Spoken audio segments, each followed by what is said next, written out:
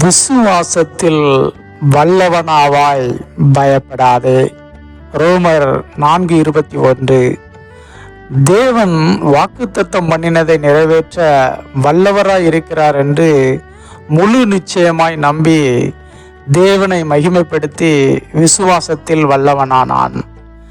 விசுவாசத்தில் நாம் வல்லவர்களாகத்தான் இருக்க விரும்புகிறோம். யாருமே விசுவாசத்தில் சோர்ந்து போக வேண்டும் என்று விரும்புவதே இல்லை. ஆனால் நாம் எதிர்கொள்ளும் பிரச்சனைகளும் சூழ்நிலைகளும் நம்மை கதிகலங்க வைத்து விடுகின்றன. விசுவாசத்தில் ஒரு அசைவை ஏற்படுத்துகின்றன. நாம் சரியான பாதையில்தான் பயணிக்கிறோமா என்ற ஒரு அச்சம் எல்லா மனிதர்களுக்குள்ளும் ஏற்படத்தான் செய்கிறது. நான் விசுவாசத்தில் எப்போதும் உச்சமடைந்து கொண்டே சென்றிருக்கிறேன், நான் சற்றும் அவநம்பிக்கை கொண்டதே இல்லை என்று யார் ஒருவராலும் சொல்லவே முடியாது. விசுவாசம் என்பது விதை போன்றது.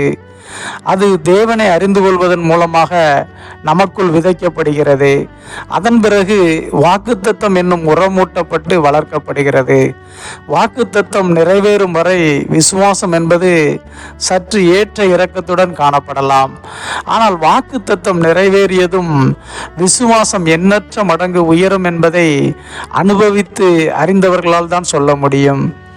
ஆபிரகாம் சிலை வடிக்கும் குடும்பத்தை சேர்ந்தவனாக இருந்த போதும் மெய்யான தேவனை அறிந்து கொண்டு தனது குடும்பத்திற்குரிய எல்லா வழிபாடுகளையும் விட்டுவிட்டு விசுவாசத்தின்படி நடக்க ஆரம்பித்தான். ஆரம்பத்தில் அவன் விசுவாசம் விதை போலத்தான் இருந்தது, அது ஆலமரமாக இருக்கவில்லை. ஆதியாகமம் 15ஆம் அதிகாரத்தில் இவ்வாறு பார்க்கிறோம். கர்த்தருடைய வார்த்தை ஆபிரகாமுக்கு தரிசனத்திலே உண்டாகி அவனை பார்த்து பயப்படாதே என்று சொல்லி தேற்றினார். ஆனால் ஆபிரகாம் பயத்துடன், அடியேனுக்கு என்ன தருவீர், நான் பிள்ளை இல்லாமல் இருக்கிறேனே என்று தனது ஆதங்கத்தை வெளிப்படுத்தினான்.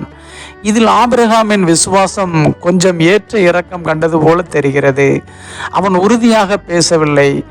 ஆபிரகாமின் விசுவாசம் எப்போது ஏறுமுகம் காணத் தொடங்கியது என்றால், ஈசாக்கு பிறந்து வாக்குத்தத்தம் நிறைவேறிய பிறகுதான்.